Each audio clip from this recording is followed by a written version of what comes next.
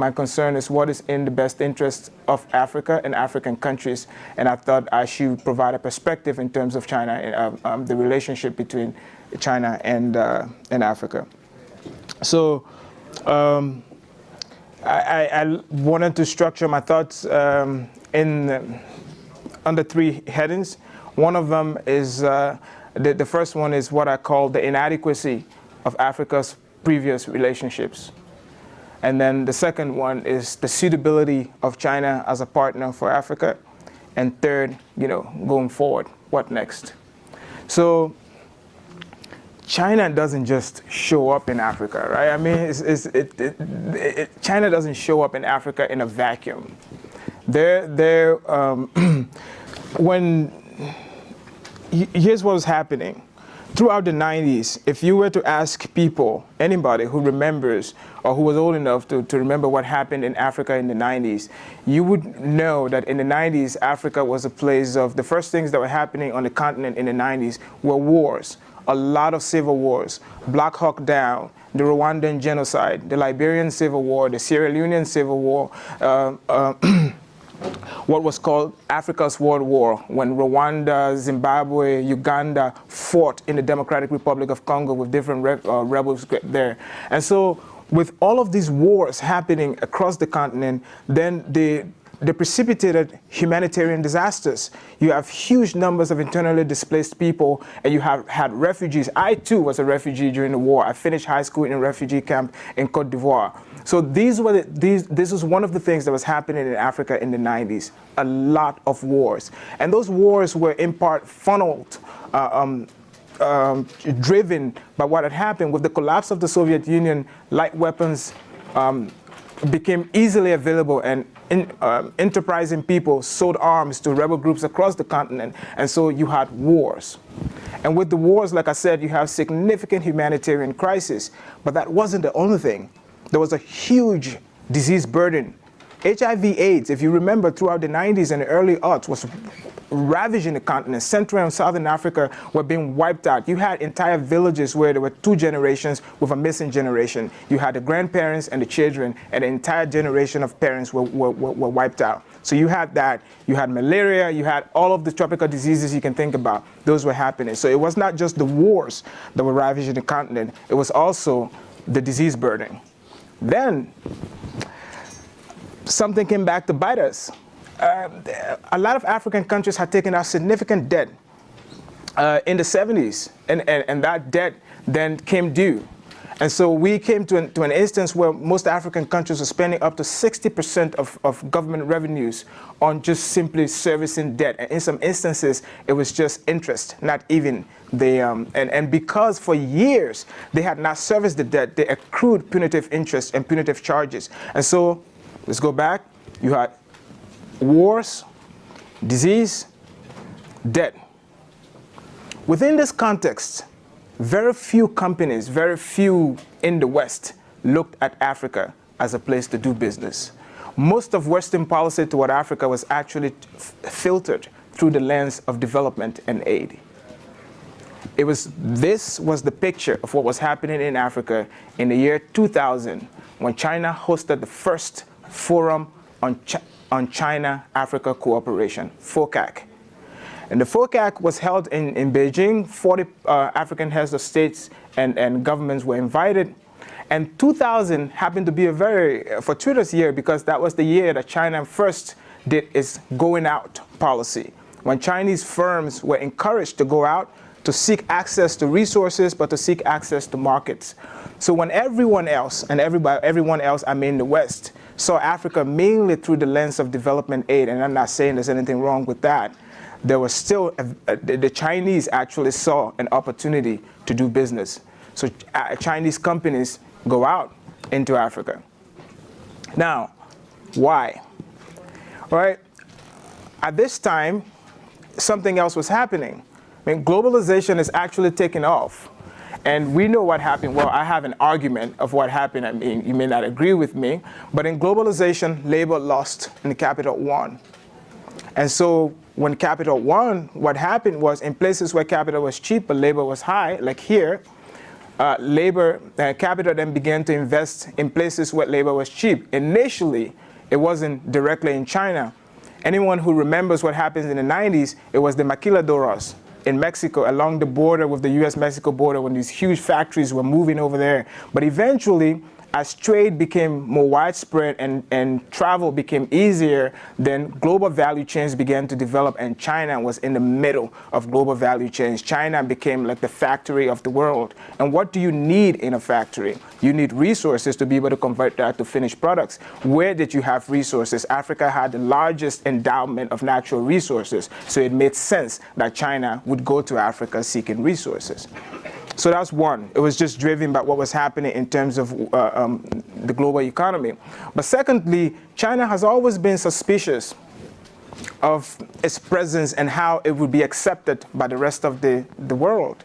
And so China didn't simply want access to resources. China could always get access to resources on the international market. You could buy or you could buy whatever you wanted on the international market, but China wanted access at source.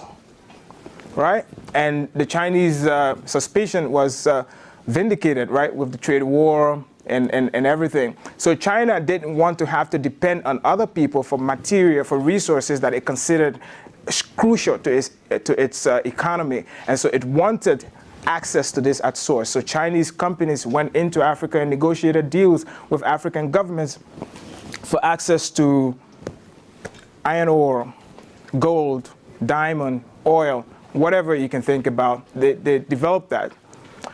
And for the first time, something changed. It wasn't simply that, but China offered a completely different model than the one that we had seen before. So you can, and listen, everything I'm saying here today, obviously you're free to check it out later. But recently there was a report where 101 companies either listed on the London Stock Exchange or domiciled in the UK, own the rights to $1 trillion of resources in Africa.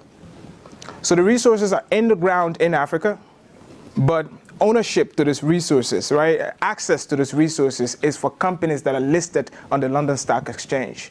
And that's how it was done. A Western company, or Chevron, shows up in an African country, signs an agreement with an African government, and the way it works is we pay you in terms of royalty and taxes, and then the government was responsible to take the resources and develop its country, pay for services, pay for infrastructure. China offered a different model, resource for oil, for infrastructure deals. So basically the Chinese offer was, against payment on resources you should have, you can take out a loan and build the infrastructure you need. And up to today, Africa still lags the rest of the world on every measure of infrastructure coverage, especially with paved roads and electricity. I'll give you an example, and I always like to use this because it tells you how stark it is, that only 43% of the roads in Africa are paved, and 30% of all the paved roads in Africa are in one country, South Africa. That is the scale of the infrastructure gap on the continent. And because especially Africa south of the Sahara, doesn't have the resources, doesn't have the infrastructure on which to be able to build a modern economy, last year, well, 2017, Africa's total share of global trade was equal to South Korea, which is around 2.93%. This is a continent of about 1 billion people. And so when the Chinese show up and for the first time begin to build infrastructure that was not geared on the colonial infrastructure that most African countries inherited. The colonial infrastructure was basically the center and the periphery, and it was intended to take resources from the periphery and take it to the center. Now, in a world where regional value chains and global value chains are becoming prevalent, that's not possible in Africa because the infrastructure was not meant to connect African country to African country. It was meant to connect African country to the hosts, to the colonial, whatever. What China is doing now in terms of the infrastructure that they're building is connecting African cities, African capitals, making it possible for global value chains, regional value chains to develop. So it wasn't as if China showed up in Africa in a vacuum. It was that the relationship that most African countries had there were things missing from it. It was a bit inadequate. So after the colonial experience, of course, then we had Western companies that were coming into African countries and then negotiating. It wasn't now states, it was Western companies. And, you know, I don't know how to say this, but the deals weren't always fair. I'll give you an example. I actually printed it out. You know, the guy in Tanzania, Magufuli, showed up and accused Barrick Gold, so Acacia Mining, which is a division of Barrick Gold, he accused them of not paying taxes. And eventually, he decided to cancel their concession agreement. He said they owed them owed Tanzania billions of dollars. But this is what they, and the reason he raised this was in 2015, between 2010 and 2015, they paid only 8% in taxes and royalties to the government. But between those years, they paid 444 million in dividends to their shareholder while not paying any corporate income tax in Tanzania.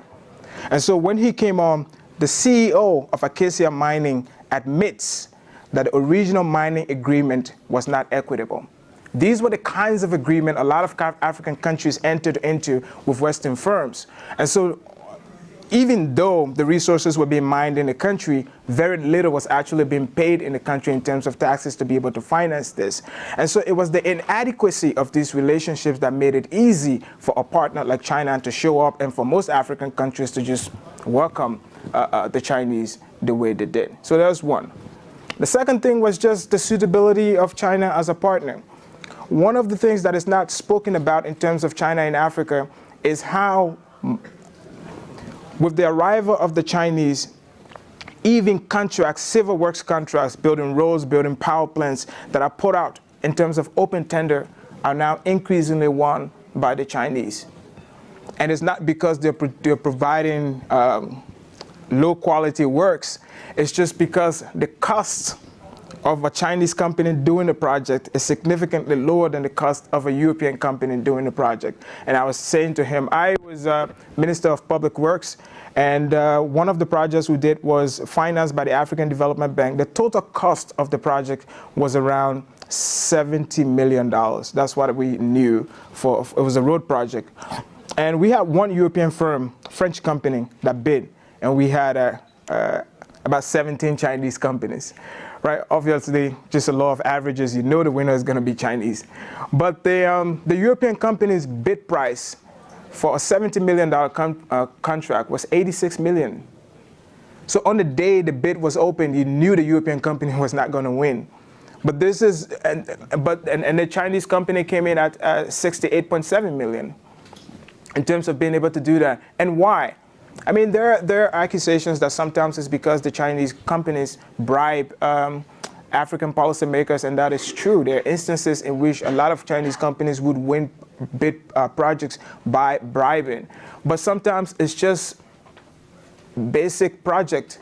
The European company is going to mobilize with Mercedes trucks, with Scania, Volvo. Those trucks are really, really expensive to do the work. The Chinese company is going to mobilize with Howo, Sinotruck, right? That sometimes one Mercedes truck is as expensive as 2.5 Howo trucks, right? And so that's one.